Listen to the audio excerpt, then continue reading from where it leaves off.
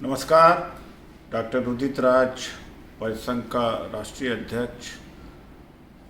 और साथियों, अब तो शायद ही कुछ बच पाएगा जहाँ तक पिछड़ों और दलितों के अधिकार की बात है।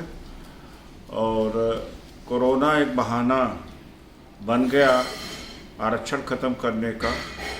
अब जो भी पब्लिक सेक्टर अंडरटेकिंग है जहाँ पर सरकार की मोनोपोली होती थी कि उन वस्तुओं का निर्माण वो सेवाएं सरकार ही दे सकती हैं, अब निजी क्षेत्र को खोल दिया गया।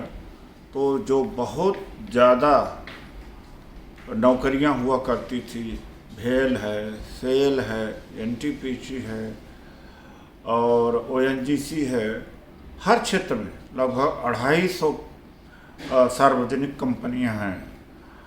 अब निजी क्षेत्र भी यही काम करेंगे तो हालत वही होगी। मैं समझाने के लिए कह रहा हूँ कि जब एयरटेल और वोडाफोन, आइडिया बहुत पहले आया हुआ था तो टेलीकॉम सेक्टर को निजी क्षेत्र में इजाज़त दे दिया था व्यापार करने के लिए। तो पहले विदेश संचार निगम लिमिटेड बिक गया, फिर दिल्ली में एमटीएनएल था, वो ख़त्म हुआ, अब बीएसएनएल ख़त्म हुआ। वही हालत होगी। और इसकी जिम्मेदारी सबसे ज़्यादा ये तथाकथित भ्रमित अम्बेडकरवादी और बहुजनवादियों को मैं मानता हूँ, इसलिए कि लगभग 30 साल से इन्होंने एक रट लगा ली है कि हम जब सत्ता में आएंगे तो देने वाले बनेंगे।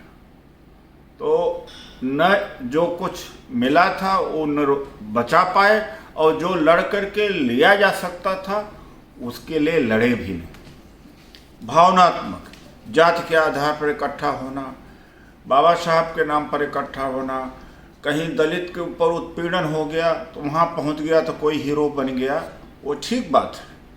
लेकिन जो मूल समस्याएं हमारी हैं, जिसके वजह से हमें बुद्धि मिली, आर्थिक आत्मनिर्भरता हुआ, सोच मिली, शासन प्रशासन भागीदारी मिली, उन सवालों को टाल दिया गया। क्योंकि बहुत आसान है कि अगर कहीं झगड़ा हो तो कोई नेता पहुंच जाए तो लाइमलाइट में जल्दी आ जाता है। एक रास्ता यह है, दूसरा रास्ता जाति को पीछे लगा लेना। लेकिन बहुत मुश्किल है अधिकार को बचाना, संविधान को बचाना और लागू कराना। हम 1997 से लड़ रहे हैं। हमें मालूम है कि इस तरह से 5 आरक्षण विरोधी आदेशों को वापस कराया था, 3 संवैधानिक संशोधन। 2006 में हमने यही पदोन्नति में आरक्षण का मुकदमा सुप्रीम कोर्ट में जीता था। हम जानते हैं कि कितना मुश्किल होता है, और लगातार साल भर लड़ते रहते। कर्मचारी का प्रमोशन है, उसका जो खाली पदों के ऊपर भर्ती करना है, ये निरंतर प्रयास वाले मामले हैं। और जो नेता भावना के आधार पर कि सत्ता जब आएगी तब हम देने वाले बनेंगे, वो खाली बैठे रहते हैं 5 साल। वही 3 महीने लास्ट में बूथ की कमेटी का गठन, वोट डालना, ये हो, या साल में एक बार राष्ट्रीय अधिवेशन कर लेना, पैसा बटोर लेना, लेक्चर बांट देना और ब्राह्मणवाद की आलोचना करना अच्छे लच्छेदार शब्दों के अंदर, और फिर कहना कि सत्ता हमारी आएगी। सब खत्म हुआ, उसके वजह से खत्म हुआ। और एयरपोर्ट का निजीकरण होना शुरू हो गया है। तो अब तो आरक्षण का मतलब नहीं रह पाया। ये आवाज़ 30 साल से नहीं उठी, परिसंघ उठाता रहा।